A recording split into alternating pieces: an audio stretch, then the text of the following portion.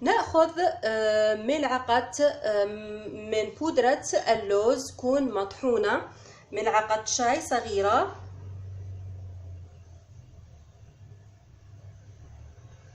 ونضيف عليها المكون الثاني وهو هنا الشوفان أو الخرطال. نحتاج لبودرة الشوفان أو الخرطال. يطحن الشوفان على شكل بودرة كذلك ناعمة. ونأخذ كذلك ملعقة شاي صغيرة، ملعقة شاي من بودرة اللوز وملعقة شاي من بودرة الشوفان. نخلط المكونات الجافة مع بعض، ثم تدريجيا نضيف الحليب يكون كامل الدسم.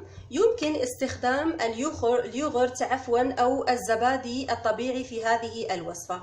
نخلط المكونات جيدا، نتركها لترتاح لمدة حوالي ربع ساعة، وبعدها نقوم بتوزيع هذا الخليط من الرقبة حتى بشرة الوجه وعلى منطقة الهالات حول العيون كذلك، مع التدليك برفق في حركات دائرية، ونتركه لمدة ربع ساعة.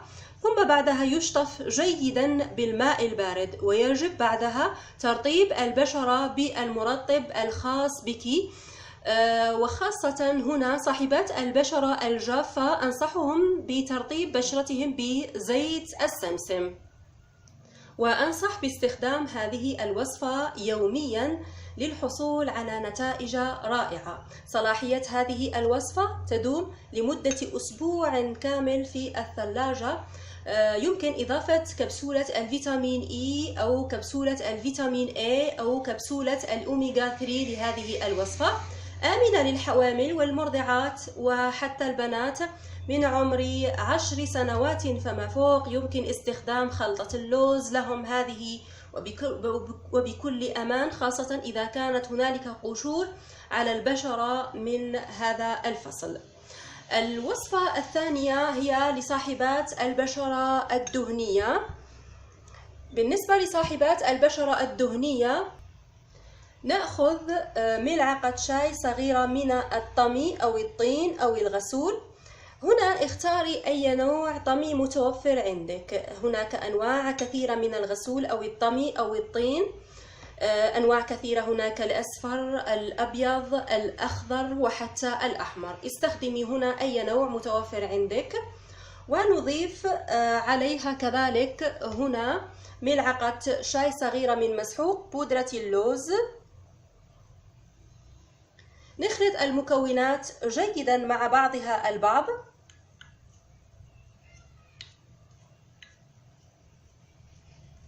إذا كانت هنا البشرة دهنية وغير حساسة أنصح بإضافة ملعقة شاي من عصير الليمون. ثم نضيف الحليب تدريجيا حتى الحصول على ماسك قوامه كريمي. نتركه كذلك ليرتاح لمدة ربع ساعة، وبعدها يوزع على بشرة الوجه والرقبة وحتى اليدين وكامل الجسم. يمكن استخدام هذه الوصفات. نتركه لمدة 10 دقائق ثم يشطف بالماء البارد. هنا هذه الوصفة تستخدم بالنسبة لصاحبات البشرة الدهنية مرتين في الأسبوع. هي آمنة للحوامل والمرضعات والبنات من عمر 15 سنة فما فوق. إذا كانت البشرة دهنية يمكن استخدام هذه الوصفة وبكل أمان. صلاحيتها تكون في الثلاجة كذلك لمدة أسبوع كامل. ننتقل إلى صاحبات البشرة الحساسة. بالنسبة لصاحبات البشرة الحساسة نأخذ ملعقة شاي من بودرة اللوز، ثم نقوم بمزجها فقط بالحليب. يمكن هنا مزجها باليوغورت لا مانع أبدا، أو الروبا أو الزبادي الطبيعي دانون مسوس. نخلط المكونات جيدا. يمكن مضاعفة المقادير لعمل هذه الوصفة بالنسبة لصاحبات البشرة الحساسة لكامل اليدين وكذلك الجسم. تطبق هذه الوصفة بداية بالرقبة وكامل بشرة الوجه حتى منطقة الهالات، يمكن استخدامها وبكل أمان. تترك من 10 دقائق إلى ربع ساعة، ثم تشطف جيدا بالماء الفاتر، ثم نقوم بتمرير ثم الماء البارد لغلق المسامات. تستخدم بشكل يومي بالنسبة لصاحبات البشرة الحساسة من أجل تفتيح البشرة وحل كل مشاكلها. آمنة للحوامل والمرضعات والبنات الصغار من عمر 10 سنوات فما فوق، يمكن استخدامها وبكل أمان. خلطة اللوز هنا كذلك لتفتيح البشرة، وهي كذلك تصلح لجميع أنواع البشرة. نأخذ ملعقة شاي صغيرة من اللوز المطحون، ونضيف عليها ملعقة شاي صغيرة من بودرة الحمص أو الحمص. بديل بودرة الحمص هنا هو الترمس المر. ونقوم بمزج المكونات مع بعضها البعض كذلك بحليب أو باليوغورت. نخلط جيدا المكونات. ممتازة هذه الوصفة لتفتيح البشرة وكذلك لإزالة الندبات والتصبغات. توزع على بشرة الوجه بداية بالرقبة وعلى كامل بشرة الوجه حتى منطقة حول العيون. نقوم بتوزيع هذه الوصفة ونتركها لمدة ربع ساعة، وبعدها نقوم بشطفها بالماء الفاتر ثم الماء البارد لغلق المسامات.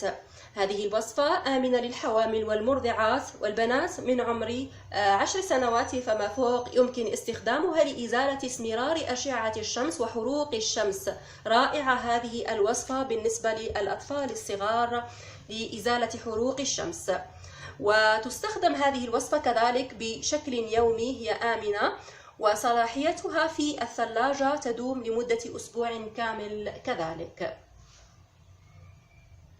بالنسبة لوصفة إزالة حب الشباب باللوز، نأخذ ملعقة شاي صغيرة من بودرة اللوز. فهنا اللوز رائع لإزالة حب الشباب وآثار حب الشباب. نضيف على اللوز هنا الزبادي الطبيعي أو اليوغورت أو الروبا أو حتى الرايب، كذلك ملعقة شاي صغيرة. نخلط المكونات جيدا مع بعضها البعض. إذا كانت البشرة دهنية وغير حساسة، أنصح بإضافة ملعقة شاي صغيرة لهذه الوصفة من عصير الليمون. هذه الوصفة كذلك تعمل على تفتيح لون البشرة وتعمل على تقشير البشرة وتخلص من طبقات الجلد الميت والبكتيريا المسببة لحب الشباب. وبعدها نقوم بتوزيع الخلطة على بشرة الوجه، دائما بداية بالرقبة. تترك لمدة 10 دقائق ثم تشطف مباشرة بالماء البارد. تستخدم هذه الوصفة لمن تعاني بشرتها من حب الشباب بشكل يومي. النتائج تبدأ في الظهور من أول أسبوع لاستخدامك المنتظم لهذه الوصفات.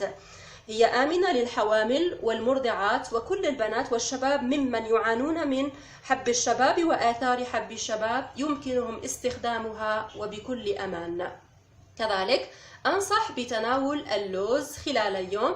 يساعد على تحسين عملية الهضم وعلاج حالات الإمساك، وهو طبيعي وكذلك له فوائد كثيرة للبشرة. صلاحية هذه الوصفة كذلك تدوم لمدة أسبوع كامل في الثلاجة.